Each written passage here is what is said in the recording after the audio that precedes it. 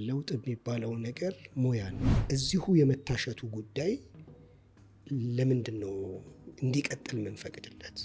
ለምን እንደዚህ ያሳሰበ?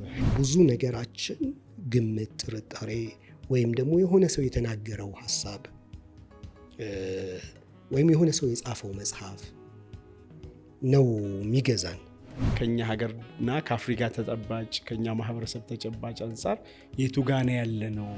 በጣም ስሜታዊ ሆኖ ብሔሩን፣ ጎሳውን፣ ሀገሩን የሚጎዳ ነገር የሚሰራ ቢሆን እንኳን ውጤቱም እንደዛ ሆኖ የሚታይ ቢሆንም እንኳን በጣም ተቆርቋሪ ሆኖ ከቀረበ እሱ ነው የበለጠ ቦታ የሚያገኝ። የመንቃት ስቴጅ የምንለው ካራክተሮቹ ምንድን ናቸው?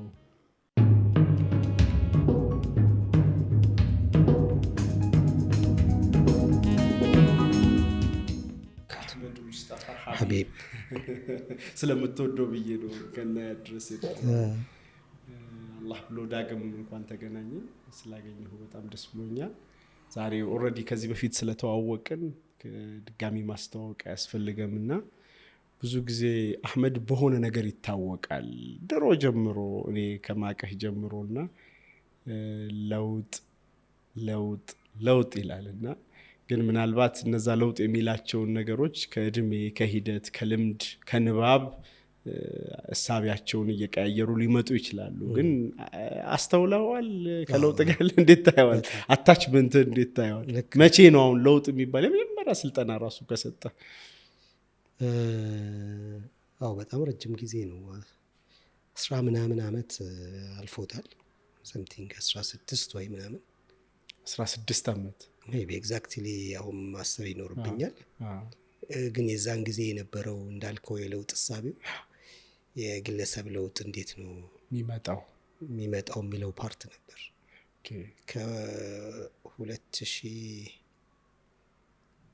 ከ2001 በኋላ ደግሞ ወደ ማህበረሰብ ለውጥ አይነት ሀሳብ ደግሞ ተሸጋግሯል።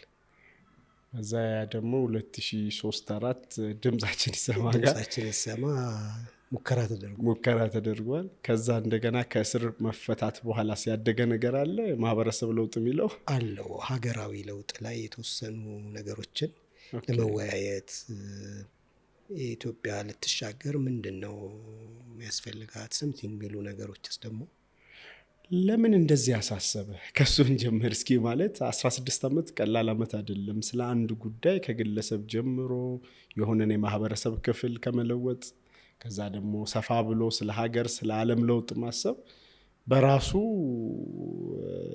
ነገሮቹ እያደጉ መጡ እንጂ ዋና ፍሬ ሀሳቡ ላይ አልተለወጠም ብዬ አስባለሁ። እና ያንተ የለውጥ ሀሳብ ወይም ሰዎችን ወደ ለውጥ የመጥራት ሂደት እንዴት አልተለወጠም? ሀሳቡ አክቹዋሊ በጣም ሂውማን ነው። ብዙ ሰው ነው እንደዛ የሆነው። ነገር ግን ያንን የሚያስኬድበት የሆኑ ጉዳዮች ሲያገኝና ሲገጥምለት ያ ጉዳይ የተወሰነ ያስኬደዋል። እንግዲህ ሰው የተፈጠረውም የተሰጠውም የተለያዩ ነገሮች ናቸው። በለውጥ ዙሪያ ደግሞ ዝንባሌ ያላቸው ብዙ ሰዎች አሉ። እና ይህ ዝንባሌ ውስጥ የኖሩ የግለሰብ ለውጥ በሚመለከት የተለያዩ ስልጠናዎችን፣ ንባቦችን፣ መሰል ነገሮች እድሎቹን ሳገኝ የሁለቱ መገጣጠም ጉዳዩን በጣም ሴንሲቲቭ እንደሆነ አረገኝ። ያንንም ደግሞ ለሰው ሳስተላልፍ ከሰው ጋር በዛ ላይ ኢንተራክት ሳደርግ ትርጉም እያገኘሁበት በጣም ለእኔ በህይወቴ ዋና ጉዳይ የሆነ መጣ። በሂደት ደግሞ ያው ራሱ ጉዞ ወደ ንባቡ ዓለም ስገባ የማህበረሰብ ለውጦቹን የማንበብ አልፎም ደግሞ በዛ ዙሪያ ትሬኒንጎችን የመስጠትም የመውሰድም ጉዳይ ሲበዛ ያው ከራሴ ጋር በጣም ተቀላቀለ። እንደዛ እያለ ነው ያደገውና ምናልባት ይሄ ስልጠናው፣ ንባቡ፣ ውይይቱ ነገሮች ባይኖሩ ይደበዝዝ ነበር ብዬ አስባለሁ። ኮንቲኒየስሊ ቡክ ሰመሪዎች ነበሩ ጓደኞቼ ጋር የምናደርጋቸው ዲስከሽኖች፣ ስልጠናዎችን በጣም ያለማቋረጥ ብዙ ነበሩ።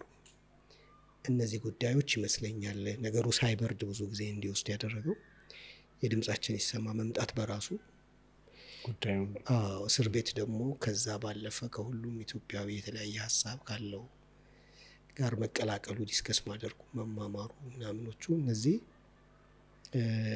ከእኔ ዝንባሌና ህይወት ላይ ካጋጠሙኝ ነገሮች ጋር መጣጣሙ ምናልባት ጉዳዩ ሳይበርድ እንዲቆይ አድርጎት ይሆናል።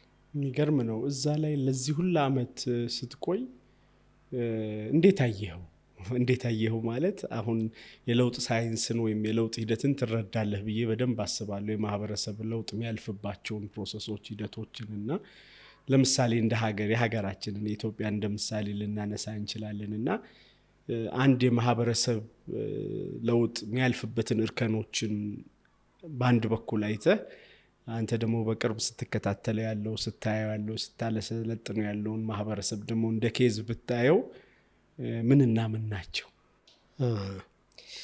እንግዲህ በለውጥ ሂደት ውስጥ ለውጥን በሚመለከት ማህበረሰብ ለውጥ በሚመለከት ብዙ አይነት ቲዎሪዎች አሉ። ብዙ ሙከራዎች አሉ፣ ፌል ያደረጉ ሰክሰስፉል የሆኑ። እነዚህን ሁሉ ስንደምራቸው እኔ ባለኝ ንባብ እና የተሸነፍኩበትም ሀሳብ ለውጥ የሚባለው ነገር ሙያ ነው። ምንድን ነው? ሙያ ነው፣ ስኪል ነው፣ ኖሌጅ ነው፣ ሳይንስ ነው፣ ቀመር ነው፣ ፎርሙላ ነው፣ እውቀት ነው ብዬ ነው ወደ ማመን የመጣሁት። የሰው ልጅ ሙሉ አይደለም። ያ ማለት ጥናቱም የሰው የኖሌጅ ፕሮዳክሽኑም ሙሉ አይደለም።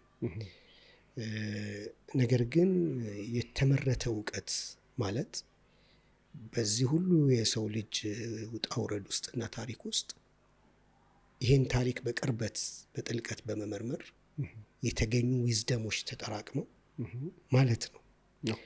ስለዚህ ምንም ጥርጣሬ የሌለው ነገር ምንድን ነው? ሀገርንም ህዝብንም ራስንም ለመለወጥ በሚደረገው ጥረት ነገሮች እንደወሰዱክ አላም ደግሞ ስሜትህ እንደመራ አላም ደግሞ እውቀትህ ዛሬ ያለ እውቀት እንደገለጠልህ ብትሄድ ለውጥ ሊመጣ አይችልም። እና አንዱ እንደውም የለውጥ ህግ አይፈቅድም። ለውጥ ገምተው ለሚሄዱ ሰዎች አይፈቅድም፣ ስኬቱን ሊሰጥ ማለት ነው። ወደ ሀገራችንም ወደ ራሳችንም ሲመጣ መሰረታዊ ችግሩ ይሄንን የምንመኘውን ለውጥ እኛ ባለን ስሜት፣ እኛ ባለን መረዳት፣ እኛ ባለን እውቀት እና ፍላጎት ልናስኬደው መሞከር ነው። ወደ በዚህ ዘርፍ የተጠናው ጥናት ምን ይላል? የሰው ልጅ የደረሰበት እውቀት ምንድን ነው ብለን እሱ ላይ ብዙ ከመወያየትና ከመነጋገር ይልቅ ዛሬ እኔ ያለኝ ሀሳብን አመኘው ማለት ነው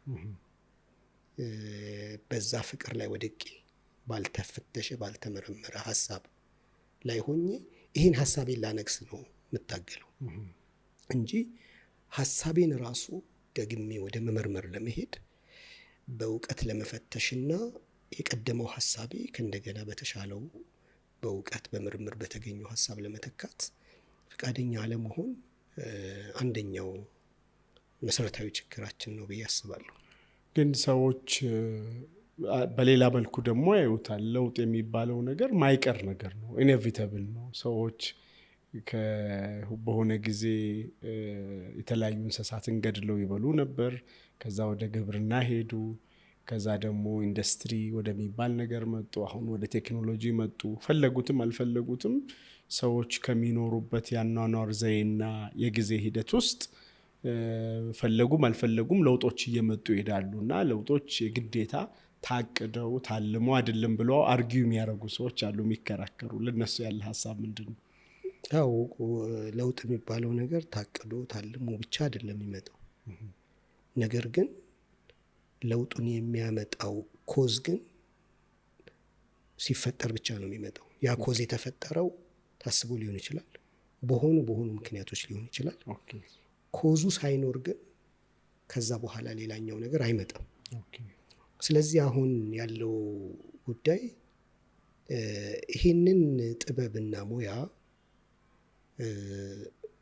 በትክክል የተካኑ ሰዎች ሰርተውት እንዲመጣ ማድረግ እየተቻለ በቃ ግራ በገባው በተዘበራረቀ መልኩ የሆነ ለውጥ ሊያመጣ የሚችል ኮስ ስናገኝ ትንሽ ሄደንበት በአግባቡ ባለመያዛችን ፌል አድርገን ተመልሰን እዚሁ የመታሸቱ ጉዳይ ለምንድን ነው እንዲቀጥል ምንፈቅድለት? በእኛ የሀገራችን ተጨባጭ ልክ ላይ የነበሩ የዛሬ 20-30 ዓመት እኩያ የነበርን ሀገሮች ዛሬ በብዙ ፍጥነት ከኛ ተለይተዋል። ይሄ የሆነው እኛ አይ ለውጥ የሚመጣው በራሱ ጊዜ በግምት ነው ማይቀር ነገር ነው የሚለውን እሳቤ ይዘን ስለሄድን፣ ሌሎቹ ደግሞ አይደለም ለውጥ ማለት እውቀት ነው፣ ቀመር ነው፣ ሙያ ነው፣ ይሄንን ደግሞ መካንና ወደ ተግባር አምጥተ ነው ደግሞ እውን ማድረግ አለብን ብለው ስለተጓዙ ነው። በሁለቱ ሀገሮች መካከል ያለውን ልዩነት ካየን ይህንን ሀሳብ ለመደገፍም ለሚዘነው ለመጓዝም አንችልም ብዬ እላለሁ። ለምን የውድቀት መንገድ ነው ይሄ በግምት የምንሄደው። እስኪ አስበው በተደራጀ መልኩ የሚሄዱ የምትላቸው ሀገሮች ምን አይነት የለውጥ እርከኖችን እንደ ማህበረሰብ ወይም እንደ ሀገር ያሳልፋሉ? ወይም የተጠና ነገር ካለ ይሄ ነው እርከኑ የሚለውን እስኪ እሱ ላይ እያወራን ከኛ ሀገርና ከአፍሪካ ተጨባጭ ከኛ ማህበረሰብ ተጨባጭ አንጻር የቱ ጋር ያለ ነው የለውጥ ጉዞ ነው እና እዛ ጉዞ ውስጥ እየሄድን ነው፣ ጥሩ ደረጃ ደርሰናል ወይስ ኋላ ቀርተናል የሚለውን ነገር ትንሽ ብናየው። እርከኖቹ ቅድም እንደተባለው ሰዎች ሁሉ ፈለጉም አልፈለጉም የሚገቡበት እና የሚሻገሩት ነው። አሁን ለውጥ የሚመጣው አንዳንዶቹ መሻገር አግቷቸው ሲቆሙ፣ ሌሎቹ ደግሞ ሳይንሱን ወስደው እውቀቱን ወስደው ጥበቡን ወስደው በስርዓቱ መሻገር መቻላቸው ነው። ለምሳሌ የመጀመሪያው እርከን የጨለማው ዘመን እርከን። የምን እርከን? የጨለማው ዘመን እርከን። የጨለማው ዘመን እርከን በማህበረሰብ ደረጃ አይደንቲቲው ራሱ ምን እንደሆነ የማያውቅ በሌላዋ ማህበረሰብ ማንነት ውስጥ ሟምቶ የጠፋ ስለ ራሱ ግንዛቤ የሌለው ሌላ የሚባል አካልን ሰርቭ የሚያደርግ በሁሉም መልኩ የሚያገለግል የሆነ የኔ የሚለው ታሪክ፣ የኔ የሚለው ባህል፣ እኔ የሚለው ፕራውድ የሚሆንበት ነገር የሌለው፣ ለዚህም ደንታ የሌለው ስለሌለው ነው ወይ ስላላወቀ ነው? በጊዜው የሌለው ማለት በዛ ሰዓት የለውም። ይሄ ስሜቱ የለውም፣ ኮንሽስነሱም የለውም። ስለዚህ በሌላ ባህል ውስጥ ሟምቶ ሲጠፋ ምንም አይመስለው፣ ኩዌስችንም የማያደርግ ሀብቱ ንብረቱ በሌላ ቢዘረፍም ሴንስ የማያደርግ አይነት ነው የሚሆነው። እንዲህ አይነት እርከን ላይ ያለን ሰው መፍጠር ለሌላው ትልቅ ሀብት ነው። ለዛው ጎሳና ብሔር ግን ሸክም ነው። ይሄ ጉዳይ ግን የሆነ ሰዓት ላይ ታሪካቸውን የሚያውቁ ሰዎች፣ እንዴት ታሪካችን እንዲሆነ የሚሉ ሰዎች በውስጡ ቢኖሩም ሪአክት ግን አያደርጉም ነበር።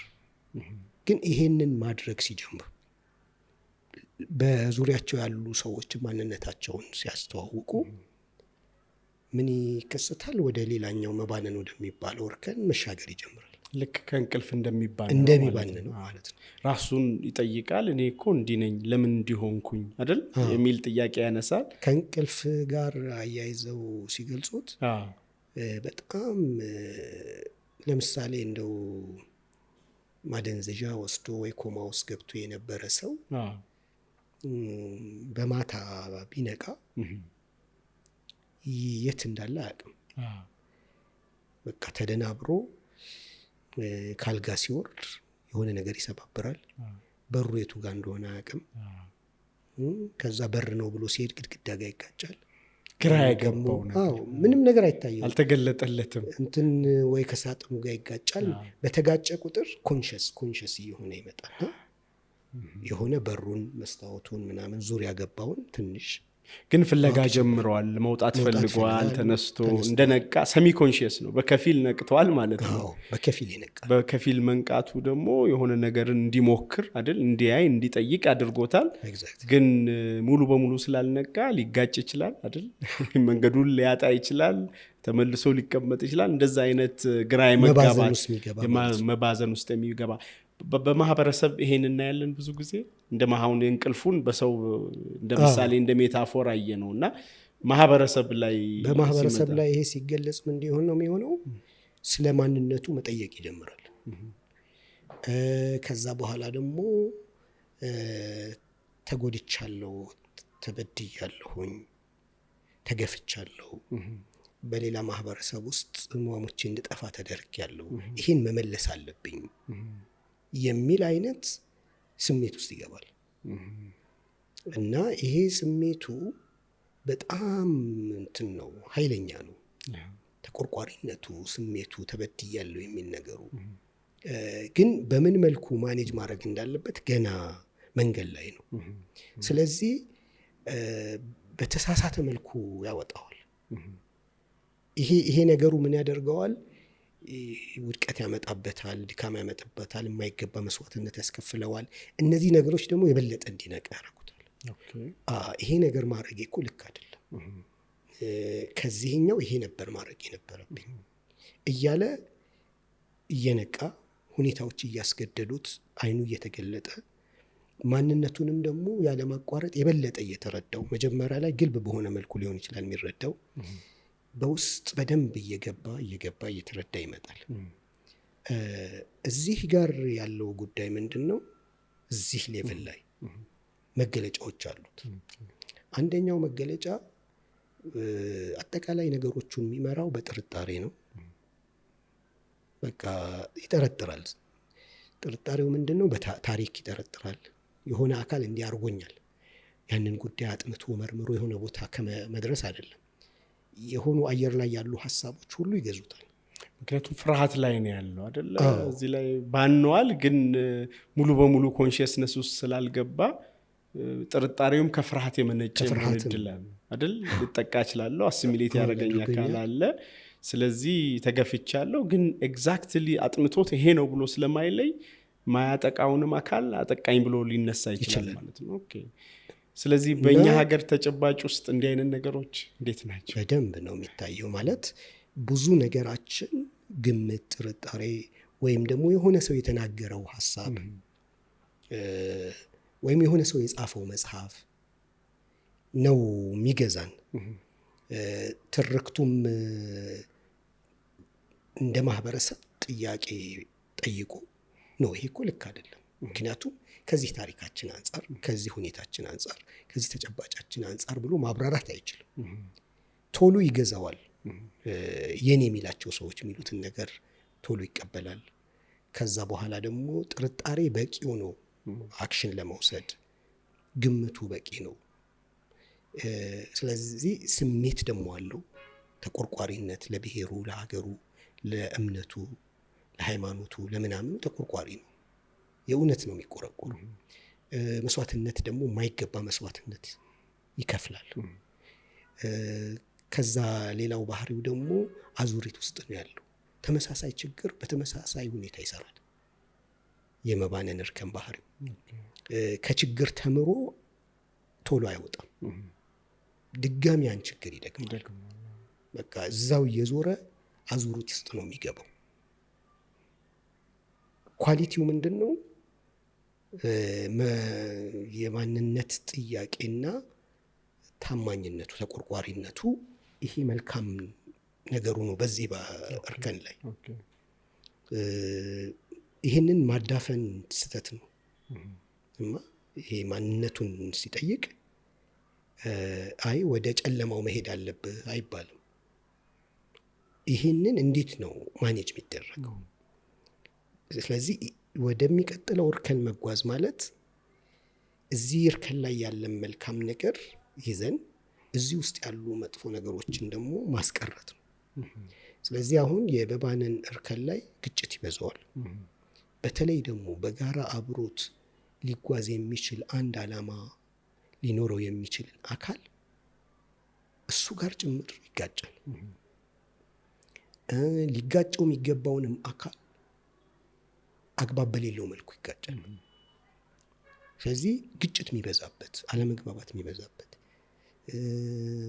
ስሜትና ጥርጣሬ የሚገዛበት ህይወት የሚመራበትና የህይወት አቅጣጫ በዚህ የተቃኘበት ነው። በዚህ እርከን ላይ እውቀት ማውራት፣ መስከን፣ የበሰለ ሀሳብ ማምጣት የሚያስኮንን ነው። ወገንተኛ መሆን፣ የተጋነነ ቡድንተኝነት የሚያስከብር ነው።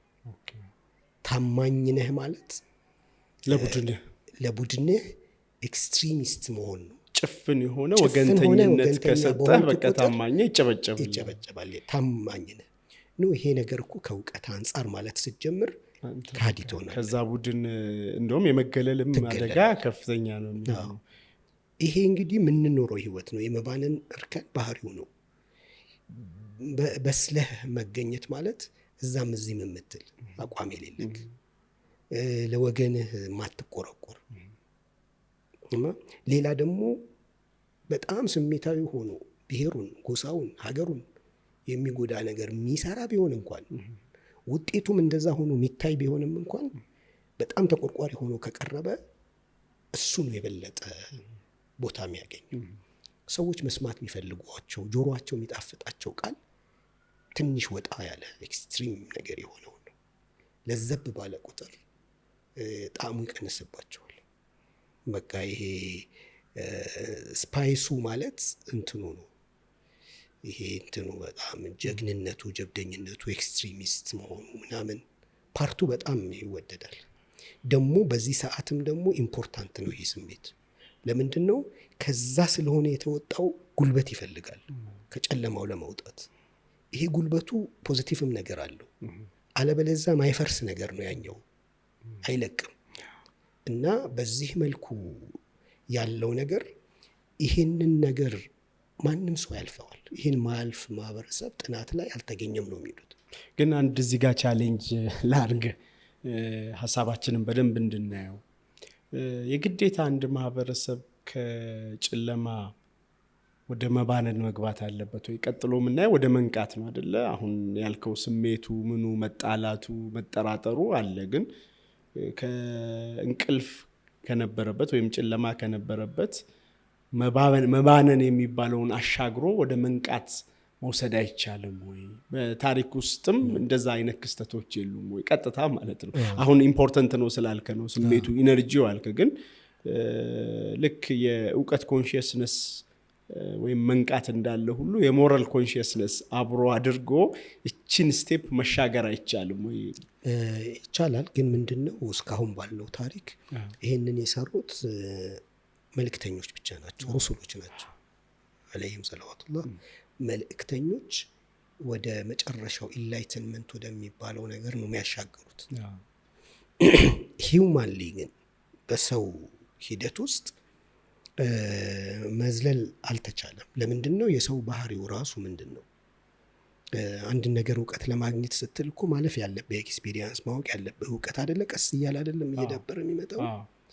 የሆነ እንደዚህ ፍንጥር የሚባል ነገር ህይወት ውስጥ እኮ የህይወት ህግ አይደለም። ህይወት እርከን አላት። እሷን እርከን ጠብቀህ ነው፣ አለበለዚያ ስትፈናጠር አርቲፊሻል ነው የሚሆነው። እና ካፈጣጠራችንም ካወላለዳችንም ማህፀን ውስጥም ከማህፀን ከወጣንም በኋላ የሰው ባህሪ አለው፣ እርከን ነው። የማህበረሰብም ለውጥ እንደዚሁ እርከን ተከትሎ ነው የሚሄደው። ግን ምንድነው አሁን ቅድም ፕሮፌቶች ያንን የማሻገር ሚና ነበራቸው። ከዚህ ምድር በዘለለ ሌላ ነገር እያሳዩ ሰዎች ስሜታዊ ከመሆን በላይ የስሜት ብልህነት፣ የመንፈስ ልዕልና እንዲኖራቸው በማድረግ አይደል ራሳቸውን እንዲያሸንፉ በማድረግ ወደሆነ ነገር ትራንሴንድ እንዲያደርጉ ያደርጋል። እና የግድ የእምነት መሪ መሆን አለበት ወይ? አንድ ሌላም መሪ ያንኑ ልምምድ ማህበረሰቡ ላይ እንዲያመጣ አድርጎ ይሄ ቢኮዝ ረጅም ጊዜ የሚፈጅባቸው አሉ የመባነን ስቴጅ ላይ እና እንደ ናቹራል ለምን እንወስደዋለን? መሪ እኮ ሰምሃው እነዚህን ነገሮች ማሻገርም የሚችልበት አቅም ሊኖረው አይገባም ወይ ብዬ ጠይቃለሁ። እንግዲህ አሁን ዓለምን አጥንተው ከዓለም የተገኘው ይሄ ነው። አንደኛ ሪያሊቲው ይሄን ነው ይሄ የሚያሳየው። ነው በቃ ጥናቱ የሚያሳየው ይሄ ነው። ከዚህ የተለየ ጥናት ደግሞ ሌላ ሰው ሊያሳይ ይችላል እኮ። የተወሰኑ ሰዎች እሳቤ ፍጹም አይሆንም። ነገር ግን ይሄ የሚመራው ሰውዬ ከየት ይመጣል? በተአምር ነው በጨለማ እርከን ላይ የነበረ ማህበረሰብ ውስጥ ተሰርቶ በምን ተአምር ነው ወደ ሬኔሳንስ ሊጓዝ የሚችለው? አንዳንድ ግለሰቦች ከማህበረሰባቸው በጣም በቀደመ ሁኔታ አልፎ ሊሄዱ የሚችሉ አሉ። ለምሳሌ አፍሪካ ውስጥ እነ ኔልሰን ማንዴላን ብናይ የነበሩበት ማህበረሰብ እናውቃለን በዛ ሰዓት። እነሱ ግን ከራሳቸው ጋር በመነጋገር ሁኔታዎችን በማስተንተን በማንበብ ታሪክን በማየት እኩል ላይ ላይሆኑ ይችላሉ። መሪ የሚያደርጋቸው እሱ ሊሆን ይችላል እና ያ በጣም ዊዝደም በተሞላበት ሁኔታ ሲሄዱ እናያለን። እና እንደዚህ አይነት ሰዎች ሲሰሩ ነው ይሄ እርከን ራሱ የሚፈጠር። አሁን የምናወራው እርከን እንደዚህ ዩኒክ የሚባሉ ሰዎችን ይፈልጋል። እነዚህ ከተገኙ የሚገኝ እርከን ነው። ከዚህ ያለፈ አይደለም እነዚህ ሰዎች የሚያስገኙት። ካልተገኘማ አንዱ እርከን ላይ ዝም ብሎ እዛው መጃጀት ይመጣል፣ እዛው መሻገት ይመጣል። የምትላቸው አይነት ሰዎች ሲፈጠሩ ከመባነን ወደ መንቃት ያሻገሩታል በፍጥነት ማለት ነው፣ ጊዜ ሳይረፍድ። አዎ እንደውም ምን ይላሉ መባነን ላይ ኤክስፓየሪ ዴት አለው። ገባ? ናቹራሊ ቀስ እያለ እያደገ ይመጣና የሚያሻግረው ሲያጣ ይወርዳል። በጣም ወደሚያቆይ ተጨባጭ ውስጥ ይገባል። ይሄ ፍትጊያው አለ አይደለ?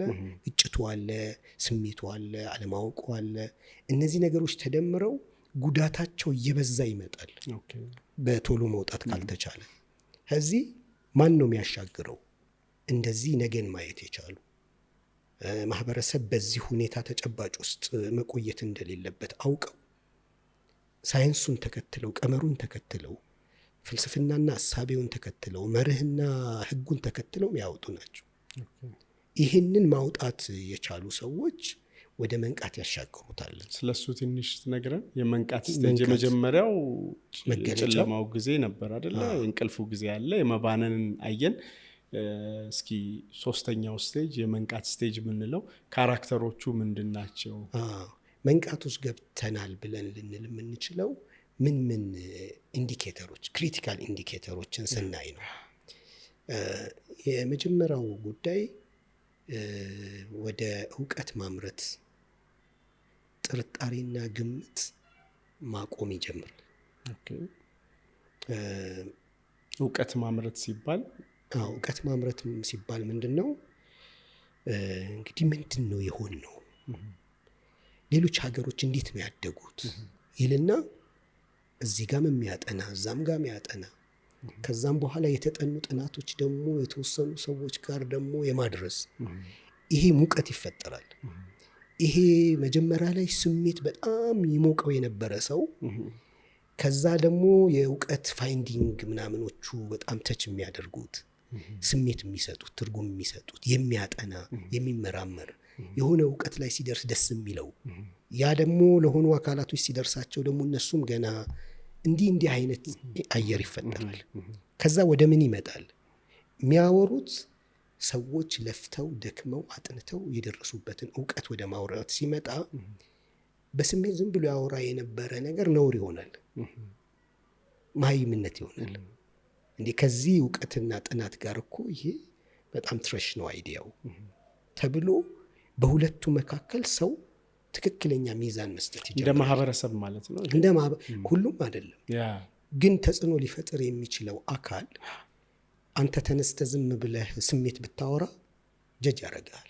ይሄ ምን እኮ ዝም ብሎ ስሜት ነው ይላል። ጥናት ተጠንቶ እውቀት ሲመጣ ደግሞ ያደንቃል፣ ያወራል። ሰው ምንድን ነው የሚሆነው? ጥናት ማጥናት ክብር ይሆናል። የጥናት ውጤቶች የሚከበሩ ይሆናሉ። የንግግሩ ሽፍት ያደርጋል። ማንም ሰው እንደፈለገ ያወራ ከነበረበት ኢንቫይሮንመንት አጥንተህ ተመራምረህ ለፍተህ ደክመህ እውቀት ማውራት የምትገደድበት ነገር ውስጥ ይከታል። ይሄ አንዱ ኢንቫይሮንመንት ነው። ነውር ይሆናል በግምት መናገር፣ በግምት መስራት። እንግዲህ ይሄ የኢሮፕ ሬኔሳንስም ሌላ አሁን ማሌዥያ፣ ህንድም ምንም ብንሄድ ሰምሃው ይሄንን ቀለምን ይታያል።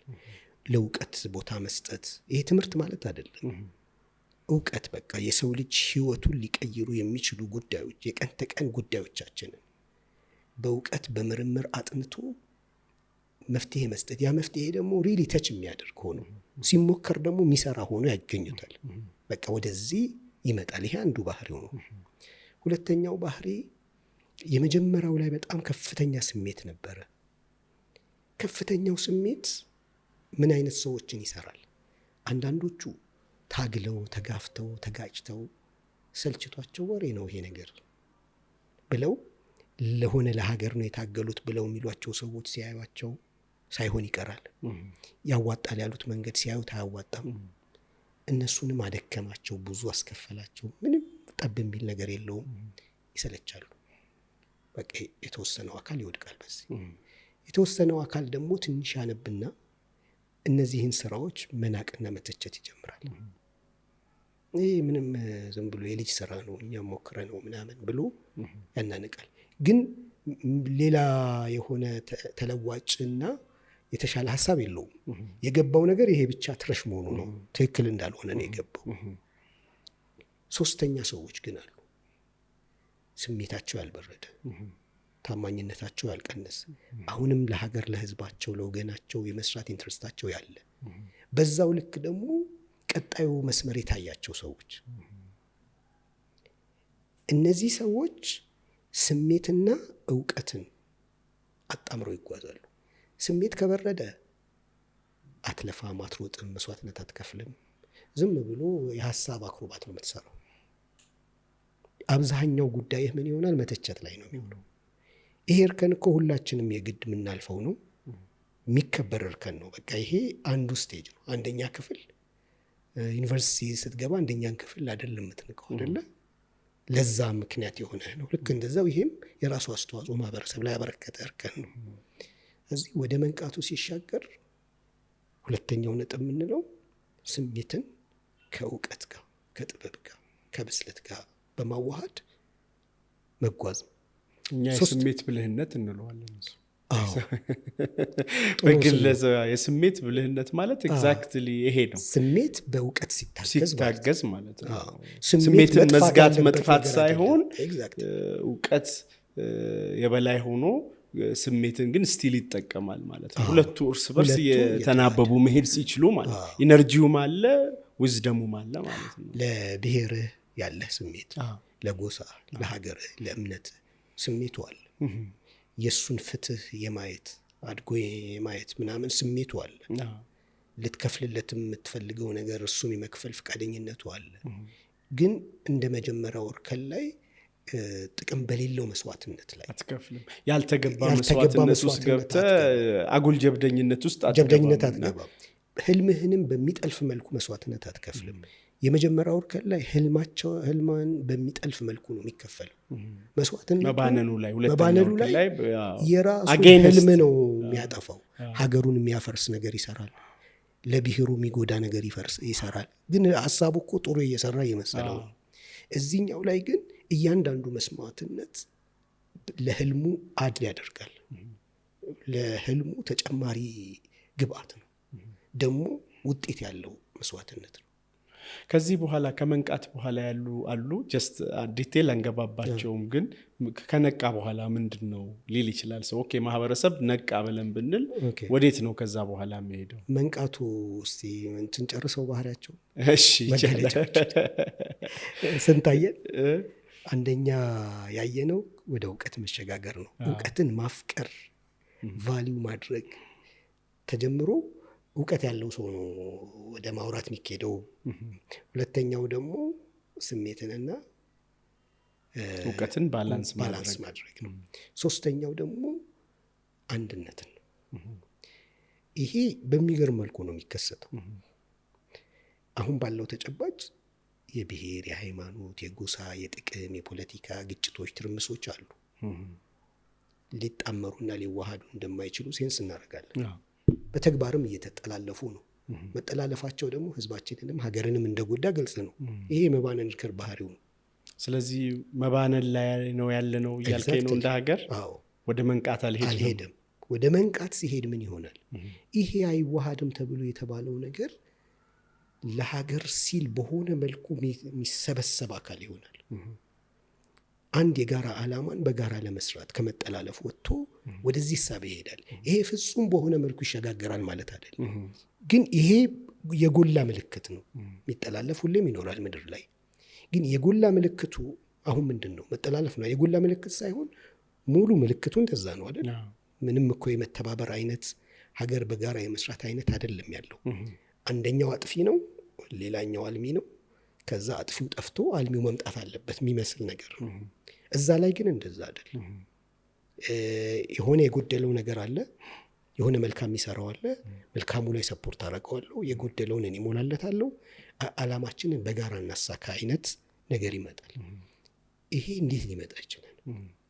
ይሄ ልክ መንቃት ቅድም እንዳልከው በጣም ተሰርቶ የሚመጣ አለ፣ የተለያዩ ኮዞች የሚያመጡታል። ይሄ ስሜት በጣም የሚከብደው በሆነ ኮዝ ከመጣ መጠበቅና ማስኬድ አይቻልም።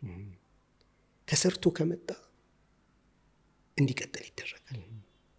ኢትዮጵያ ውስጥ ወደዚህ የተሻገርን የሚመስሉ ነጸብራቆች በተለያዩ ጊዜ መጥተው ጠፍተዋል። ለምን ጠፉ? ይህን የሚያመጣ ኮዝ ተፈጠረ። ይሄንን ግን የሚያሻግር ግን መገኘት ነበረበት። ሳይንሱን ተከትሎ ቀመሩን ተከትሎ ይህን ህዝብ ከመባነን ወደ መንቃት የሚያሻግር ነቅተናል የምንለው መቼ ነው?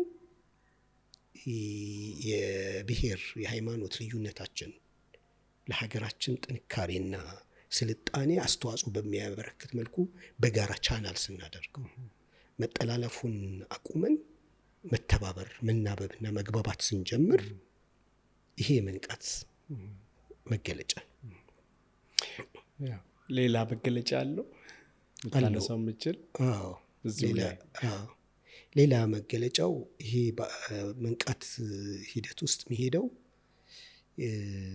አይዲዮሎጂ አለው። አይዲዮሎጂ ስንል በውስጡ ጥልቅ የሆነ ሴንትራል አይዲያ መሰረታዊ ሀሳብና የማህበረሰብን ተጨባጭ ችግር የሚፈታ የሚነካ፣ ያንን ደግሞ ማህበረሰቡ ሴንስ የሚያደርገው ነገር አለው። ይሄኛው የሀሳብና የምድርን ተጨባጭ ፕሮብሌም ሁለቱን አጣምሮ መሄድ መንቃትን ሪል ያደርገዋል።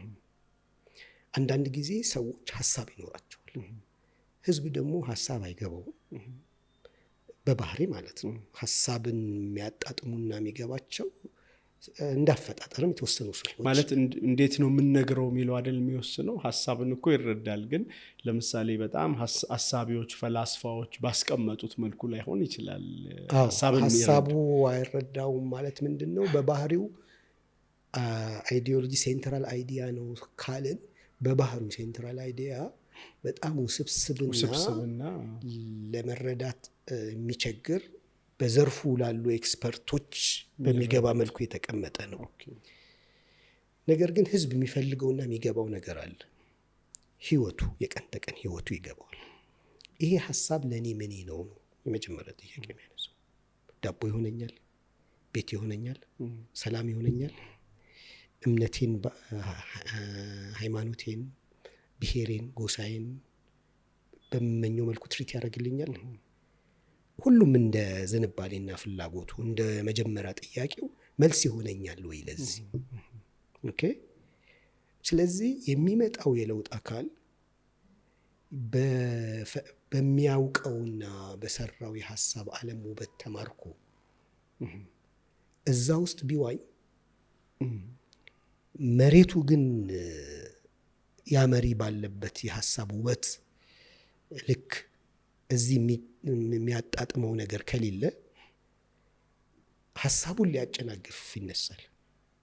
ሁለቱ አብረው በደንብ መኖር አለባቸው። ሀሳብህ የላቀና ውብ ስለሆነ ብቻ ወደ ለውጥ ማሻገር አይቻልም። ምኑን ታሳቢ ማድረግ አለበት? የማህበረሰቡ የቀን ተቀን ህይወት ጉዳይ መሆን አለበት። ስትፈታልኝ ነው ደስ የሚለኝ።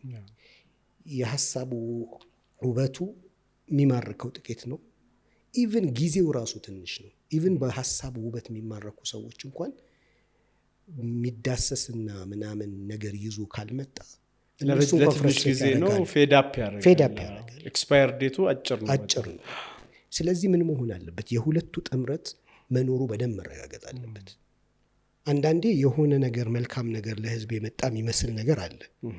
ከጀርባው ሀሳብ ከሌለ አርቲፊሻል ነው፣ ይጠፋል። አንዳንዴ ደግሞ በጣም የሚያምር ሀሳብ አለ። ወርደህ መሬቱን ስታየው ደግሞ መከራ ነው። ስለዚህ ወደ መንቃት ተሻገርን ስንል ሁለቱ ይጣመራል። ይሄ ምን ይፈጥራል? ተስፋ ይፈጥራል። ኦነርሺፕ፣ ሀገሩ የኔ ነው የሚል ስሜት ይፈጥራል። ሀገሩ ለእኔ ሰርቭ ያደርጋል የሚለው ስሜት ይፈጥራል። በዚህ ሲስተም ውስጥ ብጓዝ አድጋለሁ፣ እለወጣለሁ፣ ታሪክ እሰራለሁኝ ብሎ ይላል። ጥያቄን እመልሳለሁ ይላል። ይሄ ተስፋ በጣም ኢምፖርታንት የመንቃት ሌላኛው መገለጫ ነው። በማህበረሰብ ደረጃ ሴንስ የሚደረግ ተስፋ አለ። ኦኬ፣ ይሄኛው ከሌለ የመንቃት ሁኔታው አደጋ ላይ ነው። የሆነ ነገሩ ኖሮት የሆነ ነገሩ ጠፍቷል ማለት ነው። ሂደቶቹ የሚሄዱት እንደ እግር ኳስ ምሳሌ ይሰጣሉ። ለምሳሌ የእግር ኳስ ጨዋታ ላይ እከሌ አሸንፈዋል አላሸነፈም የሚል ክርክር የለም እኮ አይደለ? የበለጠ ጥሩ ተጫውቶ ነበር ተሸነፈ ምናምን ትላለህ እንጂ ለምንድን ነው? የተቀመጠ መመዘኛ አለ፣ ክርክር የለውም። በመንቃት እርከን ውስጥ አካሄዳችን ልክ ነው አይደለም፣ ጥሩ ነው አይደለም ምናምን የሚል ክርክር አይደለም ያለው። በቃ ክሊርሊ ጎል ገብቷል። ስለዚህ ሰው ምንድን ነው የሚለው? በቃ አሸንፈናል ይላል። የሚመዝንበት ነገር ቬግ አይደለም። ግማሹ በጣም ጥሩ ነው፣ ግማሹ መጥፎ ነው ምናምን ብሎ የሚከራከርበታል። አሁን የኢትዮጵያን ሁኔታ እንደዛ የሚከራከሩ አይኖሩም ብለህ ታስባለህ? ግማሹ ነቅተናል፣ ግማሹ ደግሞ ገና መባነን ላይ ወይም ጨለማ ላይ ነን ብሎ ግልጽ ነገር ካለ መለኪያ እስኪ እንፈትሸው። አዎ አሁን ቅድም ያወራናቸውን ሁሉ ብንፈትሸው እኮ መሬት ብናወርደው ወደ መንቃት ልንሻገር ነው የሚል ሰው ካለ ሊሆን ይችላል፣ ማሳየት ይፈልጋል ማለት ነው። ኦኬ፣ ነገር ግን ወደ መንቃት ተሻግረናል ልንል የሚቸግረን ነገሮች በጋራ አንድ መንፈስ ይዘን መጓዝ አልጀመርንም አይደለ? ይሄ ብዙ አያከራክርም። አሁንም መጠላለፍ አለ፣ አሁንም ግጭት አለ አይደል? አሁንም አለመግባባቶች አሉ። ይሄ ምን ያሳየናል? መባነን እርከን ላይ ነን። ለምን እንደዛ እንደጠየቅኩ ታውቃለህ? አሁን ቅድም አንዱ ማሳያ ለምሳሌ እውቀት ነው ብለሃል አይደለ? እውቀት ነው። እውቀት ስለሌለ ነው ወይ ብሎ ያነሳሉ። ኦልሬዲ ብዙ ዩኒቨርሲቲዎች አሉ፣ ብዙ ሪሰርቾች ይሰራሉ። መቼም በቂ ነው እያልኩ አይደለም፣ ግን አትሊስት የተለያዩ ጥናቶች ይካሄዳሉ። የማህበረሰብ ጥናቶች ከለውጥ ጋር የተገናኙ ስለ ሀገር ብዙ ኢንስቲትዩሽኖች ያንን ያጠናሉ። ግን ደግሞ አሁን እንዳልከው ደግሞ መንቃት የሚባለው ነገር ሙሉ በሙሉ አልመጣም የሚባል ነገር አለና እንደዚህ ክሊርሊ ነቅተዋል አልነቃም ወደሚል ሶሻል ሳይንስም ስለሆነ ማለት ነው እንችላለን ወይ? አዎ ያው እንግዲህ ሀሳብ ልዩነቶች ስቲል እዚህም ላይ ይኖራል። ግን ምንድነው ያልካቸው ጥናቶች፣ ምርምሮች ለመንቃት ግብአት ነው እንጂ የሚሆኑት መንቃትን አያመጡም። ግብአት ነው የሚሆኑት ማለት ምን ማለት ነው? የሚያሻግረው አካል ወይም ቡድን ከነዚህ እንደ ጥሬ ሀብት ሊጠቀም ይችላል ከተጠናው ነገር። ይሄንን ነገር የሚጠቀም ከሌለ ዩኒቨርሲቲ የተጠና ጥናት ተነስቶ የሰው ልጅን አይለውጥም። እውቀት የምናወራው ስናወራ ሰው ልጅን የሚሰራው እውቀት፣ ሚዲያ ላይ ያለው እውቀት፣ ፐብሊክ ላይ ያለው እውቀት፣ ወሬያችን፣ ለምሳሌ ፌስቡካችን ላይ የሚጻፉ ጽሁፎች እውቀት ናቸው ስሜት ናቸው? ስንት ፐርሰንቱ እውቀት ነው? ስንት ፐርሰንቱ ስሜት ነው? ልክ አጥንተን 90% ስሜት፣ ስድብ፣ ጥላቻ ምናምን ከሆነ 10% እውቀት ከሆነ በቃ ይሄ የመባነን ባህሪ መገለጫ ነው። ከዛ በኋላ የምናነሳቸው አጠቃላይ ሚዲያዎቻችን ላይ በሀገራችን ላይ ያሉ ቡድኖች በጋራ በፍቅር ወደ መስራት ሀገርን በጋራ ለመገንባት ወደ መስማማት መምጣት ችለዋል ወይንስ መጠላለፍ ላይ ናቸው? ሪዝናቸው ምንም ይሁን ትክክልም ይሁን አይሁን፣ ግን ሀገሪቷ ያለችበት መገለጫ የመጀመሪያው ጉዳይ የምንጠይቀው ትላንት ሲጠላለፉ የነበሩ ዛሬ ደግሞ በፍቅር ተከባብረው በጋራ መምራት ችለዋል ወይ ሀገር? ለምንድን ነው ያልቻሉት? መባንን ላይ ስለሆኑ ነው። ምናልባት መባንን አቅቷቸው መንቃት አቅቷቸው ሳይሆን አንዳንድ ጊዜ ነቅተውም ግን ሰርቭ የሚያደርጉት የራሳቸው ፐርፐዝ ይኖራቸዋል ወይም የራሳቸው ማህበረሰብ። በጣም ጥሩ ፖይንት አነሳ። አክቹዋሊ አሁን ሀገር ላይ እንቅስቃሴ የሚያደርጉ ሰዎች ከሌላው ማህበረሰብም በተሻለ ንባብ፣ በተሻለ እውቀት፣ በተሻለ ኤክስፔሪንስ አላቸው። እሱ ማለት አይደለም ግን መንቃት ማለት እሱ አይደለም መንቃት ማለት። መንቃት የሚባለው ነገር ለትልቁ ህልምህ ትናንሽ ነገሮችህን መስዋዕት የማድረግ ታማኝነት መኖር ነው። ኦኬ ለምሳሌ ምናልባት የአንኳር የሀገራችን ቻሌንጆች ምንድናቸው የሚለው ላይ ልናነሳው እንችላለን። መንቃት ምን ይፈልጋል? ማንነትህ እንዲከበር፣ ግን ትልቁ ሀገርህ ግን እንድታደግ በሁለቱ መካከል ሚዛንና ፍትህ የመስራት አቅም ይፈልጋል። አንዱ ለአንዱ መስዋዕት የሚደረግ አይደለም፣ ግን አንዱ ከአንዱ ጋር ተናቦ እንዳይጠላለፍ ተደርጎ መሄድ ነው። ያንተ ጥቅምና ዝንባሌ የሆነን ጉዳይ ማንገስ ከሆነ ሀገርን መስዋዕት አድርገኸው ከሆነ የፈለክ ብታነብ ምኑ ይዘሃል? ይሄ ለትልቁ ህልም ታማኝ የመሆንና ያለመሆን ጉዳይ ይመጣል ማለት ነው። እሱ ብዙ ነገር ያበላሻል። አንተም ራስህ እንዳትነቅ ያደርጋል። ለምን? መንቃት ማለት ከስሜት በላይ መሆን መቻል ነው። ቅድም ከስሜት በላይ እውቀትን ጨምረን የስሜት ብልህነት ላይ መድረስ ነው አይደለ? በስሜቱ የተሸነፈ ሰው ሁለቱን እንዴት ማዋሃድ ይችላል? አይችልም። ቢያነብም አይችልም፣ ሳያነብ ደግሞ ይበስበታል ማለት ነው። ግን አንዳንድ ጊዜ ትልቅ ህልም የሚሉት ሰዎች አንተ እንዳልከው ለሁሉም እኩል የሚሰራ ፍትሃዊ ሀገሮችን በእኩልነት የሚያይ ላይሆን ይችላል። ለምሳሌ አንዳንድ በጣም ታላላቅ የምንላቸው ሀገሮች፣ ሱፐር ፓወር የምንላቸው ሀገሮች እኛ አሁን በአንጻራዊ ነቅተዋል ወይም ትልቅ ደረጃ ደርሰዋል ብለን የምናስባቸው ሀገሮች የራሳቸውን ሀገር መብትን ለማስጠበቅ ሲሉ ፓወራቸውን ተጠቅመው የሚሰሩት ስራ ይኖራል። ስላልነቁ ነው የምንለው። የሲቪላይዜሽን ፕሮብሌም ተብሎ የሚጠቀሰው እሱ ነው። አሁን እርከኖች ጋር ስንመጣ አንዳንዶች ሲቪላይዜሽን የመጨረሻ እርከን ነው ይላሉ። ብዙዎች ግን ከመንቃት በኋላ የሚመጣው ነው። ከመንቃት በኋላ ህዳሴ ነው። ከህዳሴ በኋላ ሲቪላይዜሽን አለ። ለውጣቸው ሁለቱ ምንድነው? በዛው ማይተህ እንድትታው ህዳሴ የምንለው ለምሳሌ አሁን ህንድን፣ ማሌዥያን፣ ቱርክን ምናምን ህዳሴ ላይ ናቸው። በመንቃት ዓለም ውስጥ እያለን ያካበት ነው መልካም ነገር ማቴሪያላይዝድ መሆን ሲጀምር ህዳሴ ነው ፍሬ ማፍራት ሲጀምር። ከዛ በኋላ ግን ሲቪላይዜሽን በባህሪው ዓለም አቀፍ ባህሪ ያለው የራሱ ሙሉ አይዲዮሎጂ አለው እና ይሄ ማቴሪያል ጉዳዩ ራሱ የሚሰራበትን ቀመርና ፍልስፍና ጭምር መስራት ይቻላል። ለምሳሌ ዌስተርን ሲቪላይዜሽን ለምሳሌ በኢኮኖሚ ብንወስደው ኮንሱመር የሆኑ ሰዎች አሉ፣ በቃ መጠቀም ብቻ የሆነ። ከዛ ትንሽ ስንሄድ ኢምፖርት የሚያደርግ ሰው ታገኛል። ከፍ ሲል ደግሞ ኤክስፖርት ማድረግ ይጀምራል። ከዛ ከፍ ሲል ማሽን ከውጭ አምጥቶ ማምረት ይጀምራል። ማሽን ግን አይሰራም አይደለ? ከፍ ሲል ደግሞ ማሽን መስራት ይጀምራል። ከዚህ ከፍ ሲል ደግሞ ማሽን የሚሰራበትን ሳይንሱን፣ ቀመሩን፣ ምናምኑን ተረድቶ አዲስም ሊፈጠር ይችላል። ከዚህ ከፍ ሲል ደግሞ ሳይንሳዊ ቀመሮችን ሊሰራ የሚችልበት ፊሎሶፊ እዚህ ጋር ሲደርስ፣ ፊሎሶፊው ደግሞ በስርዓት ባለው መልኩ ተደራጅቶ ፍሰት ኖሮት ሲቀጥል አይዲዮሎጂ ይሆናል።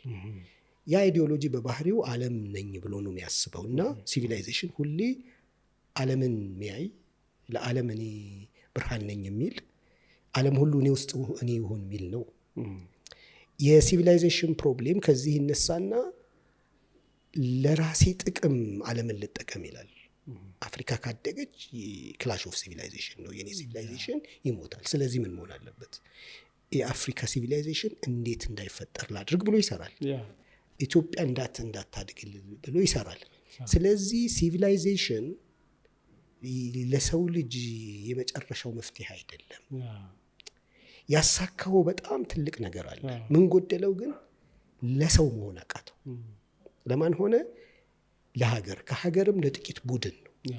ኤግዛክትሊ እሱን ነው እያልኩ የነበረው። እንግዲህ አሁን ያለው ሲቪላይዜሽን ዌስተርን ሲቪላይዜሽን እንላለን እና ሰምሃው የሀገሩ ህዝብ ተጠቅሞ ሊሆን ይችላል ምናምን። ከሌላው ዓለም አንጻር ስናይ ደግሞ የሀገርን ጥቅም ማስከበር ነው። እየጠቀለለን እንድንሄድ ብዬ ነው።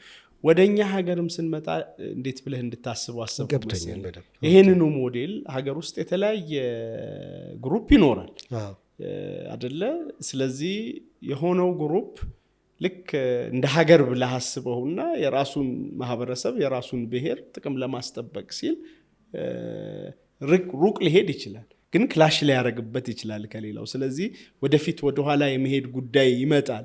ስለዚህ በሞራሊቲ በጀስቲስ በሆኑ ፍልስፍናዎች ላይ ያልተገነባ ከሆነ ዞሮ ዞሮ መልሶ ክላሽ ሊፈጥር ይችላል። በተለይ አንድ ሀገር ውስጥ ሲሆን ደግሞ ይሄ የብሔር ግንባታ፣ የሀገር መንግስት ግንባታ፣ ብሔረ መንግስት ግንባታ የሚባለውን ነገር ላይፈጥር ይችላል። ስለዚህ በእኛ ሀገር ሂደት ውስጥ ሪሊ ሁሉም በተመሳሳይ ስቴፕ እየሄደ ነበር ወይ? አንዱ የሆነ የራሱን ግሩፕ እያስኬደ ከዛ የሆነው ሲነቃ ደግሞ እየመለሰው ከዛ እየሄደ እንደዚህ አይነት የመጠላለፍ ሂደቶች አልነበሩም ወይ? አሲሚሌሽንም እኮ የተሳካ ሆኖ ቢቀጥር ኖሮ ሜይ ቢ አሁን ምንድነው እዚህ ፖይንት ላይ መሰለ እንግዲህ አሁን ስለ ሀገር ስናወራ ትንሹ የሚጠበቀው ነገር ማለት ነው። ትንሹ የሚጠበቀው ነገር ትልቁ ግብ ሀገር ይሆናል። ታማኝነቱ ደግሞ ለሀገር ይሆናል።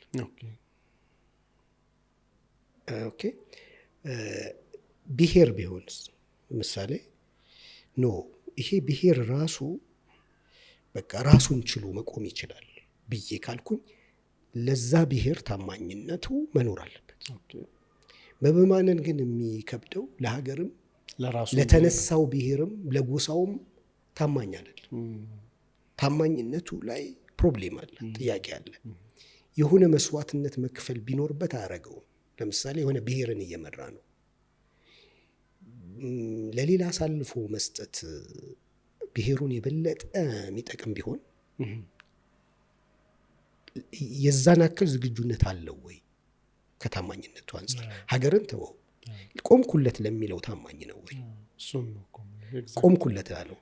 ቆምኩለት ላለው ታማኝ ሆኖ ቅድም ያወራነውን ነገር ሁሉ በዛች ብሔር ላይ ቢያደርገው ያ ብሔር ወደ መንቃት ይሻገራል። ያ ብሔር ያ ጎሳ ወይም ደግሞ አሁን ግን የምናወራው ስለ ሀገር ነው። ሀገር ብለህ ከተቀመጥክ አሁን እኮ ሀገራችንን እንኳን ብናደርገው በአህጉር ደረጃ እስካልተነሳን ድረስ የእውነት መነሳት አይቻልም። ኢትዮጵያ ለብቻዋ ሲቪላይዜሽን ደረጃ ላይ መድረስ አትችልም። ለምን? በጎረቤት ያለ ሀገር ካላገዛት ትልቁ ኃይል አይፈቅድም። ኦኬ የቀደመው ሲቪላይዜሽን ሁልጊዜ ሰራው ሌላ ሲቪላይዜሽን እንዳይሰራ ነው። ኦኬ ሀሳቡ ግን ስህተት ነው። በባህሪው ብዙ ሲቪላይዜሽን እንዲፈጠርና የብዙ ሲቪላይዜሽን ውህደት ድምር ውጤት ነበረ ሰው መጠበቅ ያለበት። ይሄኛው ኢንላይተንመንት ነው፣ ብሩህነት ነው፣ ከሲቪላይዜሽን በላይ ያለ ሀሳብ ነው። ስለዚህ ሲቪላይዜሽን ላይ ነው የቆመው እሳቤው ዓለም። ሲቪላይዜሽን ላይ የቆመ ዓለም ማለት የሰው ልጅን ሪል ማንነት ሰዋዊነትን የሚበላ ቁስ ነገር እየሰጠው ሁሉን ነገሩን ይወስድበት ነው። ከዛ በኋላ ታማኝም አይደለም ለሰው ልጅ። ትምህርት ሲያስተምር እንዴት እንደማያድግ አድርጌ ላስተምረው ሚል፣ እርዳታ ሲሰጠው እንዴት አድርጎ ማያሳድገውን ልስጥ ሚል፣ ሲነሳ ሄዶ ሚኮረኩም በደንብ በቃ ጉዳዩ ብሎ መሄድ ነው። ሰዋዊ አይደለም፣ ቅን አይደለም፣ ለሰው ልጅ ታማኝ አይደለም። ስለዚህ ከሲቪላይዜሽን በላይ ያለው ሲቪላይዜሽንን ጠብቀን የጎደለውን ነገር ሞልቶ ሁለቱን አመዋህዶ የሚሄደው ከዚህኛው ከፍ ያለ ነገር ይፈልጋል የሰው ልጅ። ይሄ እስካሁን ዓለም ላይ የለም። ዓለም ላይ ሲቪላይዜሽን ነው የቆመው። እኛ ግን እዛ ጋር እንኳን መድረስ አልቻልንም። እሱም ራሱ በቂ አይደለም። እሱም የመከራ ህይወት ነው። ሌላውን መከራ ውስጥ የመክተት ህይወት ነው። ግን እኛ ከመባነን ወደ መንቃት ለመሻገር ነው በቃ አሁን ትኩረት መሆን ያለበት። ይህንን ለማድረግ ደግሞ አንኳር ቻሌንጆቻችንና የማህበረሰብ የረጅም ዓመት ጥያቄዎች ክሊር ሆኖ መቀመጥ አለባቸው። ወደ መጨረሻው ይሄድን ነው። ይሄ ክፍል የሚያልቅ አይደለም እንግዲህ በተለያየ ኤፒሶድ ምንቀጥለው ነው የሚሆነው። ይሄ የመጀመሪያ ኤፒሶዳችን ነው። እስካሁን ከተናገርከው ቀረ የምትለው እዚህ የመጀመሪያ ኤፒሶድ ላይ ምንድነው ለውጥ እርከኖቹ ምንድናቸው የሚለው እናያየ ነው። ታነሳው ነገር ካለ ላንተ እድል ልስጥ። ኦኬ እንግዲህ መነሻ ነገር ያደረግነው መግቢያችን ለውጥ የሚባለው ነገር የራሱ እውቀት አለው። የረጅም ዓመት ሰው ልጅ ያካበተው እውቀት አለ፣ ጥበብ አለ፣ ዊዝደም አለ። ከዛም በተጨማሪ ደግሞ ይሄው ለውጥ የሚታይበት ደግሞ የተለያዩ ፍልስፍናዎችና ቲዎሪዎች አሉት። እነዚህ ነገሮች ደግሞ የለውጥ ሂደቶቹ እርከን አላቸው፣ መርህ አላቸው፣ ህግና ቀመር አላቸው። በዚህ መልኩ በትክክል መጓዝ ሲቻል ደግሞ በሌላው ዓለም የተሞከረ ተሞክሮ ውጤት ያመጣ ሪል የሆነ ሪዛልት አለው የሚል ነው መነሻው። ስለዚህ ከዚህ ሀሳብ በመነሳት እርከኖቹ ምንድን ናቸው? ፍልስፍናና ቲዎሪዎቹ ምንድን ናቸው? መርህና ቀመሮቹ ምንድን ናቸው? ህግጋቶቹ ምንድን ናቸው? እነዚህን ተከትለን ብንጓዝ ደግሞ ምን የሚባል አይነት ውጤት ላይ እንደርሳለን የሚለውን ለማየት ነው ምን ሞክረው በቀጣይ ሂደታችንም ጀምር። ዛሬ እንግዲህ በትንሹ የጨለማው እርከን መባነንና መንቃትን አይተናል። ሞሮፍ ህዳሴና ሲቪላይዜሽን ቀጥታ አሁን ካለው ማንነታችን ጋር ብዙ ትስስር ገና ስለሆነ ደብል መምታት ስለማችል ህዳሴ ተብሎ ነበር የዛሬ ስንት ዓመት አክቹዋሊ ተዘሉ ማለት ነው። የዛኔ መንቃት ላይ ተሰርቶ ቢሆን ጥሩ ነበር። ህዳሴ የሚባል ስትራቴጂ ነበር የዛሬ 15 ዓመት ወር ሰምቲንግ። ግን ይሄ ነገር ደብል መምታት ቢኖረው ጥሩ ይመስላል። የህይወት ህግ እንግዲህ ህጎችን ስናየው እስኪ የሚቀጥለው ላይ በደንብ ያው ደብል መምታት ቢቻል ጥሩ ነው አይደል? የሚቻል ከሆነ ማይቻል ከሆነ ያው የግዴታ የተፈጥሮ ህግ ከሆነ ምናልፈው ይሆናል። ምናልባት ወደዛ የሚሉ ሰዎች ምናልባት ያንን ንሳቤ አድርገው ነው ካለማወቅ ነው። እስኪ እናየዋለን። ቢኖር እኮ የሚያስደስት ነው። ግን አልፈ ሄድካቸው ነገሮች ሁሉ መልሶ እንትን ነው የሚሆኑት፣ ተጨማሪ ቤት ስራ ይሆናሉ። ኢቭን አረቦች አባባል አለ አይደለ? ሳይደርሱ መድረስ አለመድረስን ነው የሚያመጣው። እና በጣም መፍጠን ማለት በዓለማችን ማለት ነው ቀስ ማለት ነው። ቀስ ማለት ስትል ለምሳሌ ኢትዮጵያ ቶሎ እንድታድግ ከፈለገን ቀስ ነው ማለት ያለብን። አረቶ አህመድ ቀስ ነው ማለት ያለብን ማለት ማስተዋል ነው ያስተዋልን መሄድ ያለብን ነው። ናቹራል የሆነ ነገር አለ። ናቹራል የሆኑ ጉዳዮችን እየተብላላ ለምሳሌ አሁን የሐሳብ ዓለሙን በደንብ እናብላላው ቢባል ሁሉም ሰው ይቃወማል። ቶሎ ገንብተን ቶሎ እንትን ብለን ቶሎ ስልጣን ይዘን ቶሎ ተቃውመን ቶሎ ምናምን ብለን ነው ያለው። በቃ የሆነ ስፒድ ነው ያለው። ሁለት ነገር ነው ያለው። ከቁስ ጋር ያለን ግንኙነት በጣም ፍጥነት ላይ መሰረት ማድረግ ያለበት ስንገነባ ስንሰራ ምናምን አለ አይደለ? ይሄ ጉዑዝ የሆነው ነገር ጋር በጣም ህጉ መፍጠን ነው። እዛ ላይ በጣም ዘገምተኞች ነን። አሁን ነው ትንሽ ፍጥነት ራሱ አንደርስታንድ ማድረግ እና ሴንሲቲቭ መሆን የጀመርነው። በሰው መስራት ላይ፣ ሀገር መስራት ላይ፣ ሀሳብ መስራት ላይ ግን መፍጠን አይቻልም። ቀስ ባልክ ቁጥር ነው የሚሰራው። በጣም ረጋ ባልክ ቁጥር አሁን ለምሳሌ 10 ዓመት ቀስ ብንል 11ኛው ዓመት ላይ ምናልባት 20 ዓመት ብንሮጥ 30 ዓመት ብንሮጥ ማንደርስበት እንደርሳለን። ግን እዚህ ጋር ለምሳሌ ሀገርን መለወጥ የሚፈልጉ ለ20 ዓመት የታገሉ ለ20 ምናምን ዓመት የታገሉ ሰዎች አሉ። ይሄ ሁሉ ትግልና ልፋታቸው እውቀትን በማምረት ላይ ሰው በመስራት ላይ እንዲህ አይነት ነገር አውጥተ ነው ቢሆን ኖሮ ዛሬ ትልቅ ደረጃ እንደርስ ጅምር ነበር፣ ውጤቱ ፈጣን ያደረገን ነበር። ይሄ ግን ስናስበው ምንድነው ሰው መስራት በጣም ረጅም ነው። ስለዚህ ምን ይሁን ቶሎ ብለክ ስልጣን ይዘ አገር ሰርተ ምናምን ሆነ። ፈጣኑ ይሄው 100 ምናምን ዓመት ወሰደብን። ቀስ ብለን ግን ሐሳብ ሰርተን ሰው ሰርተን ሪል ፋውንዴሽኑ ላይ ትኩረት አድርገን ገለባውን ትተነው ማለት ነው። በጣም ተረድቻለሁ። ቴንኪዩ አህመድ። እንግዲህ በተከታታይ ይሄን ነገር በደንብ ከሀገራችን ከማህበረሰባችን ሁኔታ ጋር እያየን እንቀጥላለን። የመጀመሪያችን ነው ይሄ። በዚህ ርዕስ ላይ አይ ቲንክ ብዙ እንግዲህ አከራካሪ ነጥቦችም ሊኖሩ ይችላሉ። እንግዲህ ለመከራከርም ዝግጁ መሆን አለብን አይደል? አዎ። ካልሆነማ ባህሪ ነው መከራከር አለ፣ መወያየት ፈቃደኛ ለመሆን። ቴንኪዩ በጣም እናመሰግናለን። እኔም በጣም አመሰግናለሁ። ቴንኪዩ።